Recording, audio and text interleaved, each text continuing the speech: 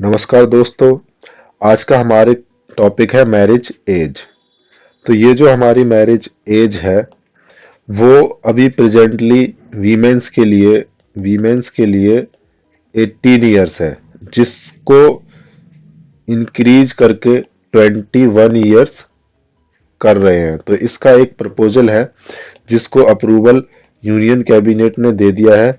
ये प्रपोजल जो है एक टास्क फोर्स जो कि women and child development ministry ने जया जेटली जी के अंडर जो बनाई थी, उस टास्क फोर्स के जो रिकमेंडेशंस हैं, उसका जो प्रपोजल है उसको यूनियन कैबिनेट ने अप्रूवल दे दिया है। अभी जो प्रेजेंटली है वीमेन की जो एज है वो मैरिज की 18 इयर्स है, मिनिमम एज। और जो मेल की है, मेंस की है, वो 21 इयर्स मिनिमम एज है। तो इस प्रपोजल के बाद वुमेन और मैन दोनों की ही एज 21 इयर्स हो जाएगी मिनिमम एज मैरिज के लिए। ये जो हमारा टास्क फोर्स बनाई गई, इस टास्क फोर्स का जो ऑब्जेक्टिव था, एक तो था री एग्जामिन करना एज ऑफ मैरिज को। दूसरा, ये जो एज है इसकी कोरिलेशन स्टेब्लिश करना, बताना जो हेल्थ और सोशल इंडाइसेस हैं, जैसे हमारा इन्फेंट मोर्टेलिटी हो गया, मैटरनल मोर्टेलिटी हो गया, या फिर न्यूट्रिशन लेवल की बात करें जो मदर और चाइल्ड में है। और ये जो पैनल है, इन्होंने बोला कि ये जो हमारी पॉपुलेशन कंट्रोल से इसका कुछ लेना देना नहीं है। ये सिर्फ और सिर्फ वीमेन एम्पावरमेंट और जेंडर पैरिटी के लिए है। NFHS 5 का अगर हम डेटा देखें तो उसमें TFR जो टोटल फर्टिलिटी रेट है वो 2.0 है, जो कि रिप्लेसमेंट लेवल जो होता है, हमारा रिप्लेसमेंट लेवल जो TFR होता है वो 2.1 होता है। उससे ये काफी कम है हमारा 2.0। तो पॉपुलेशन ऑलरेडी हम कह सकते हैं कि कंट्रोल होने की तरफ जा रही है। पॉपुलेशन एक्सप्लोजन जो हम एक्सपेक्ट कर रहे थे वो नहीं होगा। तो ये जो एज ऑफ मैरिज है वो वीमेन एम्पावरमेंट और जेंडर पैरिटी को ध्यान में रखते हुए लाई गई है।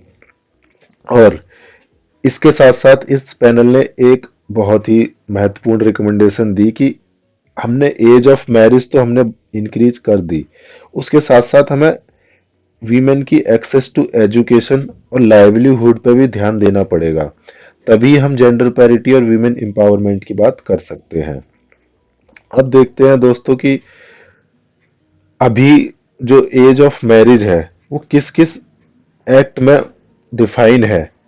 तो अगर हम बात करें हिंदू मैरिज एक्ट 1955, ये सेक्शन 5(3) में, और कितनी ब्राइड की जो एज है वो 18 बताता है, और ग्रूम की जो मिनिमम एज है वो, हम यहाँ मिनिमम एज की बात कर रहे हैं, जो मिनिमम एज है वो 21 इयर्स की है। सेम यही हमारा इंडियन क्रिश्चियन मैरिज एक्ट में भी है।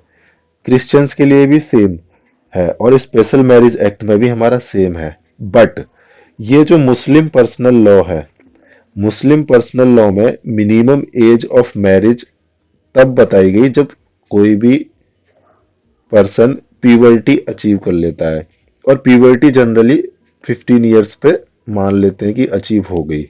तो मुस्लिम लॉ, पर्सनल लॉ के अकॉर्डिंग मिनिमम एज 15 इयर्स की मान सकते हैं।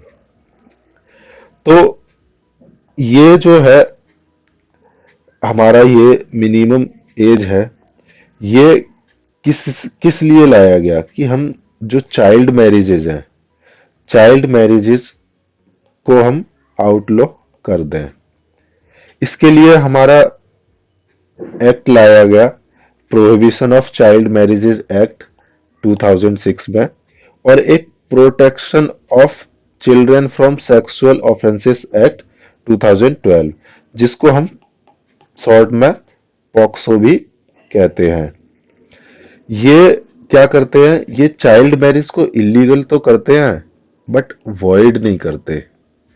वॉइड का मतलब चाइल्ड मैरिज को वो वैलिड मानते हैं या फिर डिस्क्रिशन पे छोड़ देते हैं। वो कैसे, ये जो मैरिज है ये को एक्ट जो है अपने आप ऑटोमेटिकली उस मैरिज को, माइनर्स की जो मैरिज होगी उसको वॉइड नहीं मानेगा। उसके लिए ये जो कोर्ट है हमारा, कोर्ट वॉइड करता है इस मैरिज को। कब, जब को जो माइनर है जिसकी मैरिज हुई है वो कोर्ट में पेटिशन डालता है वॉइड करने के लिए। ये ऐसा इसलिए किया गया कि जो माइनर्स के राइट्स हैं, खासकर कि गर्ल के, वो छीने ना जाए उसके मैरिटल होम में कब बाद में जब शादी हो। तो अब हम देखें कि अगर कोई भी पेरेंट या गार्जियन जो है वो किसी माइनर को मैरिज के लिए फिर भी फोर्स करता है, तो क्या होता है, हमारा juvenile justice care and protection act जो है वो एक्टिवेट हो जाता है। और उस एक्ट के अंदर क्या होता है कि वो जो माइनर है उसकी कस्टडी जो है वो सेफ हाउस और केयर होम में दे दी जाती है। और जब, कब तक के लिए, जब तक वो मेजोरिटी एज अचीव नहीं कर लेता, मतलब कि वो अपनी मैरिज पे डिसीजन नहीं ले लेता।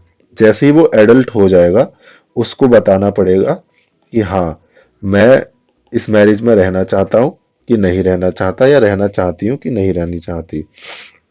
ये कस्टडी किस एक्ट के थ्रू दी जाती है, juvenile justice care and protection children act.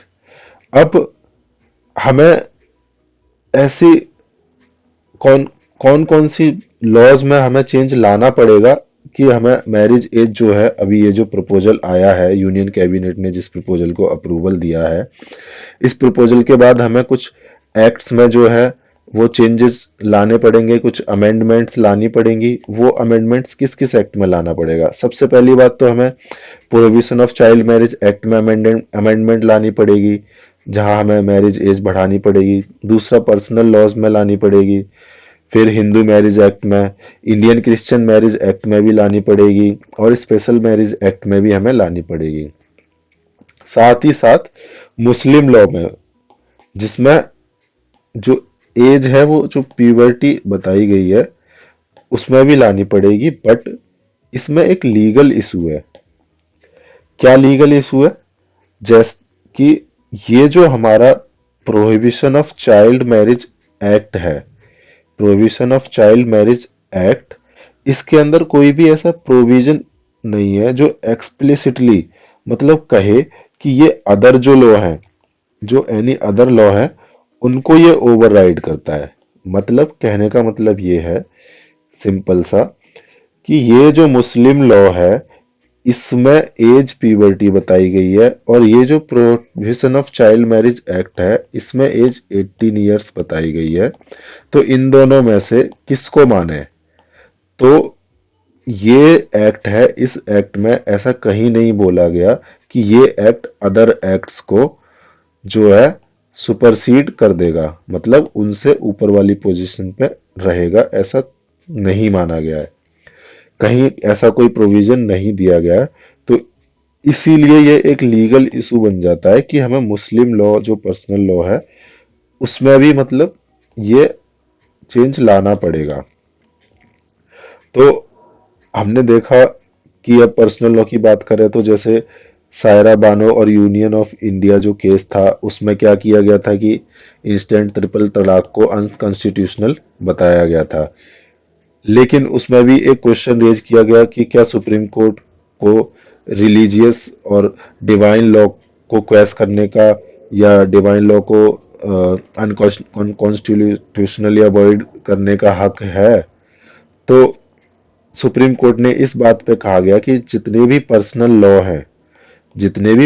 Law हैं वो सभी कॉन्स्टिट्यूशनल फ्रेमवर्क के अंदर आते हैं, और वो सब्जेक्ट टू, मतलब उन पे तीन कंडीशन है, एक पब्लिक ऑर्डर, मोरालिटी और हेल्थ। और हम यहाँ पे मिनिमम एज को, जो एक्सपर्ट्स कहते हैं मिनिमम एज ऑफ मैरिज को, हम हेल्थ से लिंक कर सकते हैं। हेल्थ से लिंक करके, क्योंकि अगर किसी गर्ल की, किसी वुमेन की जल्दी मैरिज हो जाती है, अर्ली एज पे मैरिज हो जाती है जब वो माइनर होती है, तो अगर वो सपोज करिए वो प्रेग्नेंट होती है, तो उसमें काफ़ी सारी हेल्थ रिलेटेड इशू आ सकते हैं, जैसे लेक ऑफ न्यूट्रिशन के कारण एनीमिया वगैरह, क्योंकि ब्लड रिक्वायरमेंट बहुत होती है। तो ऐसे काफ़ी सारे हेल्थ इश्यूज हो जाते हैं अर्ली मैरिज के कारण। प्लस जो नंबर ऑफ चाइल्ड हैं, वो अर्ली मैरिज हो गई तो प्रोबेबिलिटी रहती है कि ज़्यादा हो, तो उससे भी काफ़ी हेल्थ इश्यूज हो जाते हैं। तो इस चीज़ को हम कह सकते हैं कि हेल्थ से रिलेट कर सकते हैं।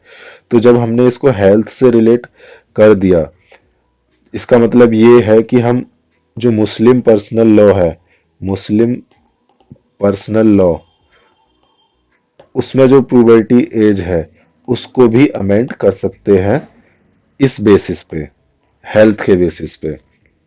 तो ये लीगल इशू इस तरीके से हम टैकल कर सकते हैं। अब देखिए कोर्ट का क्या कहना है।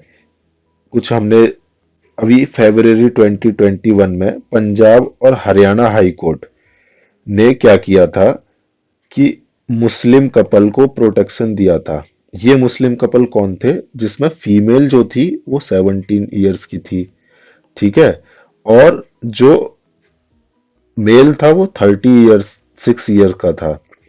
तो ये जो हमारा प्रोटेक्शन पीसीएमए एक्ट के अंदर, पीसीएमए एक्ट के अंडर ये जो मैरिज है वो इलीगल हो गई, क्योंकि ये गर्ल जो है यहाँ पे माइनर है, 17 ईयर्स की है। बट मुस्लिम पर्सनल लॉ में, मुस्लिम पर्सनल लॉ के अकॉर्डिंग ये मैरिज लीगल हो गई, क्योंकि प्यूबर्टी जो है ये प्यूबर्टी से हायर है। प्यूबर्टी एज जो मुस्लिम पर्सनल लॉ 15 ईयर्स कहता है उससे ज्यादा है। तो ये जो है, अब इसमें क्या करें? तो कोर्ट ने इसको प्रोटेक्शन दिया, बोला कि ये मैरिज जो है वैलिड है। क्यों?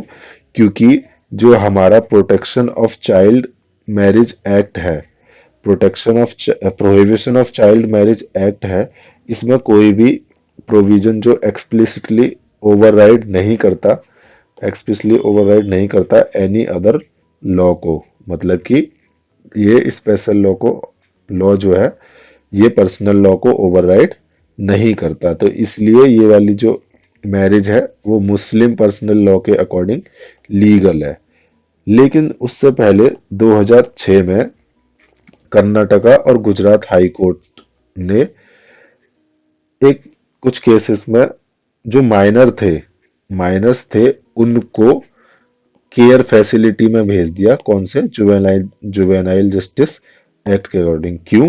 क्योंकि यहाँ पे इन्होंने बोला कि ये जो स्पेशल लॉ है वो सुपरसीड करता है पर्सनल लॉ को, जैसा ये हाई कोर्ट ने, खुद कर्नाटक और गुजरात हाई कोर्ट ने बोला।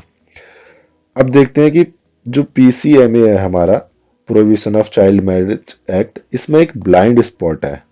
वो ब्लाइंड स्पॉट हमारा क्या है पीसीएमए में कि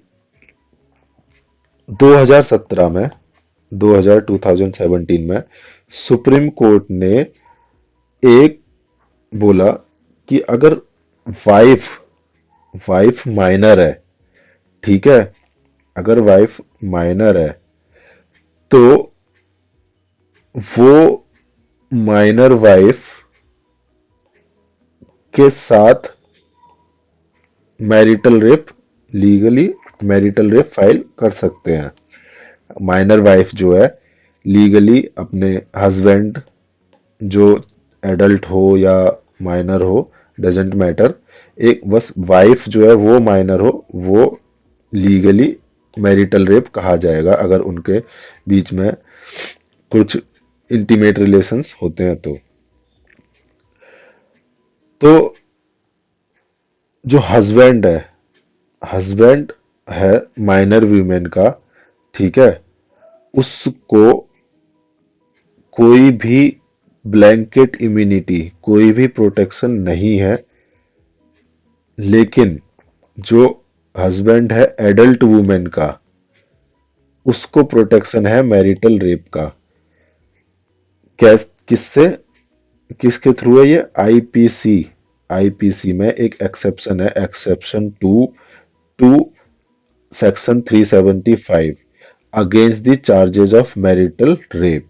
मतलब कि एडल्ट वुमेन का जो हस्बैंड है, उसको इस एक्सेप्शन में प्रोटेक्शन मिला हुआ है charges of against marital rape. लेकिन जो माइनर वुमेन का हस्बैंड है, उसको प्रोटेक्शन नहीं मिला है।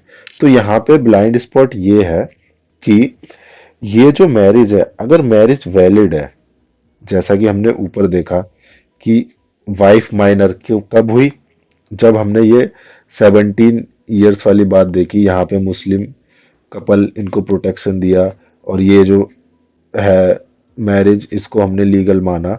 तो ये अगर हमने ये मैरिज को लीगल माना, ठीक है, तो क्या मैरिटल रेप कंसीडर किया जाएगा कि वो मैरिटल रेप है? तो यहाँ पे इस ब्लाइंड स्पॉट को टैकल करने की जरूरत है। दूसरा,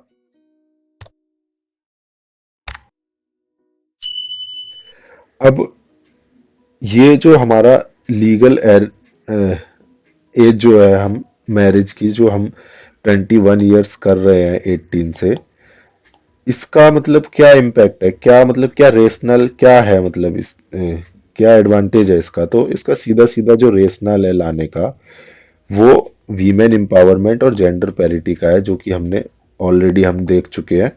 लेकिन लेकिन अगर हम मैरिज एज बढ़ाते हैं, तो इसके क्या इम्प्लीकेशंस हैं, क्या बैड इफेक्ट्स हैं, वो हम देखते हैं। मतलब कि जो लोग मैरिज एज बढ़ाने के अगेंस्ट हैं, उनका क्या कहना है? तो उनका सबसे पहली बात है कि जितनी भी अभी चाइल्ड मैरिज को रोकने के लिए लॉ बनाई गई हैं, वो काम नहीं करती। क्यों नहीं काम करती? उन्होंने ये बात सब्सटेंशिएट करने के लिए डेटा साइट किया, किसका? एनएफएचएस 5 का। और कहा कि 2015-16 में जब एनएफएचएस 4 किया गया था, एनएफएचएस 4 कंडक्ट किया गया था, तब जो चाइल्ड मैरिजेस थी इंडिया में 27% थी। और अभी जो एनएफएचएस 5 किया गया, उसमें जो चाइल्ड मैरिज है वो 23% है। तो एक बहुत ही माइनर सा जो है वो चाइल्ड मैरिजेज में रिडक्शन देखा गया है, डिक्रीज देखा गया है। और चाइल्ड मैरिजेज हम देख रहे हैं कि जैसा कि ऑलरेडी प्रिवेल कर रही है। तो उनका मानना यह है कि जो चाइल्ड मैरिजेज एक्ट है, ये जो लॉ है, वो चाइल्ड मैरिजेज को प्रिवेंट नहीं कर रही, चाइल्ड मैरिजेज अभी भी हो रही हैं। तो अगर हम एज जो है, मिनिमम एज अगर हम 21 कर दें, तो उससे कुछ फर्क तो पड़ने वाला नहीं है, क्योंकि लोग फिर भी 18 मैरिज पे कोशिश करेंगे कि गर्ल्स की जो है मैरिज की जाए। तो पहला तो उनकी अपोजिशन ये है। और इसमें उन्होंने एक बात और बोली कि मैरिज एज जो है वो 1978 में बढ़ाकर 18 इयर्स की गई थी। लेकिन जो चाइल्ड मैरिजेज है, चाइल्ड मैरिजेज में जो डिक्लाइन देखा गया, वो डिक्लाइन 1990s में देखा गया। मींस 1970 इज ऑलमोस्ट एक डिकेड, ऑलमोस्ट 1 डिकेड लेटर हमें चाइल्ड मैरिजेज में डिक्लाइन देखा गया। मींस ये डिक्लाइन क्यों देखा गया? इसका इस मैरिज एज बढ़ाने से कुछ लेना देना नहीं है। ये तब देखा गया कि 1990s में गवर्नमेंट कुछ प्रोग्राम्स लेके आई, जैसे कि primary education of girl child, means primary education दिया गर्ल चाइल्ड को, और कुछ पॉवर्टी एलिविएशन प्रोग्राम्स लेके आए। तो ये जो दो प्रोग्राम्स है, इनकी वजह से जो चाइल्ड मैरिजेज में डिक्लाइन देखा गया, ना कि एज ऑफ मैरिज बढ़ाने की वजह से। पह, और उनका क्या कहना है कि अभी जो हमारी एज है मैरिज की वो 18 है। अभी हमने ऊपर डेटा देखा कि जो 18 से कम ईयर्स की जो मैरिज हो रही है, 18 से कम ईयर्स एज पे, वो 23% है। और ये और अभी जो काफी मैरिजेज हो रही हैं 18 से 21 ईयर्स के बीच में, वो ज्यादातर इस एज पे मैरिज हो रही हैं। तो ये चाइल्ड मैरिजेज से काफी ज्यादा है। तो अगर ये लॉ अगर ये लॉ जो हम मैरिज एज बढ़ाने के लिए बात कर रहे हैं, अगर ये लॉ आ जाती है, तो ये जो मैरिजेज हैं जो कि बहुत ज्यादा है अभी की चाइल्ड मैरिजेज से, ये जो मैरिजेज हैं ये भी चाइल्ड मैरिज का कही जाएंगी। तो इन लोगों का क्या होगा? इन लोगों का क्या होगा? जैसे अगर हम अब डेटा देखें, जो मीडियन एज है फर्स्ट मैरिज पे किसकी, वीमेंस की, जो 20 to 49 ईयर्स की जो वीमेन है, इनकी जो फर्स्ट मैरिज की जो मीडियन एज है वो 2005 और 6 में 17.2 ईयर्स देखी गई थी, और 2015 और 16 में 19 ईयर्स देखी गई थी। मींस कि जो वीमेन है वो ज्यादातर 19 ईयर्स, जो ज्यादातर 18 to 21 ईयर्स के बीच में उनकी मैरिज हो रही है। और ये दोनों ही हमारे 21 से कम है, तो ये दोनों ही हमारे चाइल्ड मैरिज कहलाए जाएंगे। अब हम देखते हैं कि ये जो हमारी सबसे ज्यादा इस चीज से कौन किस पे ज्यादा इफेक्ट पड़ेगा। तो जो सबसे ज्यादा चाइल्ड मैरिजेज है, जो अर्ली मैरिजेज है, लगभग 70% मैरिजेस वो डिप्राइव्ड कम्युनिटीज में देखी जाती हैं, जैसे एससी और एसटीज एटसेट्रा। इनमें डिप्राइव्ड कम्युनिटीज में गर्ल की जो मैरिज है वो जल्दी कर देते हैं, और डेटा के अकॉर्डिंग ये 70% अर्ली मैरिजेस होती हैं। अब जो मीडियन एज है, अगर एनएफएचएस 4 के अकॉर्डिंग अगर हम डेटा देखें 2000 जो 2015-16 का है, 15-16 का, उसमें जो median age of first marriage women की 25 to 49 ईयर्स की जो वीमेन है, उनकी जो फर्स्ट मैरिज की जो मीडियन एज है वो एससी कम्युनिटी में 18.1, एसटी कम्युनिटी में 18.4, ओबीसी में 18.5, और अदर जो कैटेगरीज हैं उनमें 19.5 है। तो देखा जा रहा है कि जो डिप्राइव्ड कम्युनिटीज हैं डिप्राइव्ड कम्युनिटीज हैं इनमें सबसे कम, मतलब कि कह सकते हैं कि जो एससीज और एसटीज हैं इनमें 18 ईयर्स पे जो है वो फर्स्ट मैरिज हो रही है, और जो अदर कम्युनिटीज हैं उनमें 19.5 ईयर्स पे फर्स्ट मैरिज हो रही है। अब ये सबसे ज्यादा जो चाइल्ड मैरिजेज हैं किसमें ज्यादा पाई जाती हैं? इसमें सबसे ज्यादा जो इफेक्ट पड़ेगा ये रूरल वुमेन पे ज्यादा पड़ेगा कंपैरेटिव टू अर्बन वुमेन, क्योंकि चाइल्ड मैरिजेज रूरल वुमेन में ज्यादा देखी जाती हैं। अगर हम देखें median age of first marriage of women between 25 to 49 years, तो अर्बन में अगर हम देखें अर्बन वीमेन की जो फर्स्ट मैरिज है वो 19.8 ईयर्स पे होती है, मीन्स ऑलमोस्ट 20 ईयर्स पे होती है। और जो रूरल वुमेन है इनकी जो एज मैरिज है वो 18.1 है, तो दोनों में 1.7 ईयर्स का गैप है। तो देख सकते हैं कि हम रूरल वुमेन पे ज्यादा इफेक्ट पड़ेगा। अब कुछ इंटरनेशनल डेटा है, जैसे international for centre international centre for research on women, इनका कहना है कि जो गर्ल्स स्कूल छोड़ देती हैं जो गर्ल्स स्कूल छोड़ देती हैं उनके 3.4 टाइम्स ज्यादा चांसेस होते हैं कि या तो वो शादी कर लें या उनकी शादी फिक्स हो जाए, किनके कंपैरिजन में, जो स्कूल में रहती हैं। और स्टेट ऑफ वर्ल्ड रिपोर्ट 2020 उन यूएनएफपीए के अकॉर्डिंग उन्होंने बताया कि जो वीमेन है 18 साल तक की एज में जो शादी कर लेती हैं उनका क्या रेशियो, क्या परसेंटेज है। अगर वीमेन की कोई एजुकेशन नहीं है, इंडिया में बात कर रहे हैं, अगर वीमेन की कोई एजुकेशन नहीं है, अगर वीमेन की कोई एजुकेशन नहीं है, तो वो 51% वीमेन जो है वो 18 ईयर्स से पहले मैरिज कर लेती हैं। और सिर्फ प्राइमरी एजुकेशन है, अगर प्राइमरी एजुकेटेड वीमेन है, उनका 47% वीमेन्स मैरिज करती हैं। और जो सेकेंडरी एजुकेशन है वो 29% और पोस्ट सेकेंडरी एजुकेशन 4%। तो कह सकते हैं अगर हम वीमेन को एजुकेटेड कर दें और लाइवलीहुड अपॉर्चुनिटीज प्रोवाइड करें, तो ऑटोमेटिकली ही जो वीमेन है वो लेट मैरिज करेंगी, ऑटोमेटिकली ही वीमेन जो है लेट मैरिज करेंगी। तो अब यहां मेरा आपसे क्वेश्चन है कि क्या एज ऑफ मैरिज इंक्रीज करना ठीक है, या सिर्फ एजुकेशन और लाइवलीहुड देने से ही काम चल जाएगा, या दोनों को साथ में करना पड़ेगा, और ऐसा क्यों? So guys, thank you.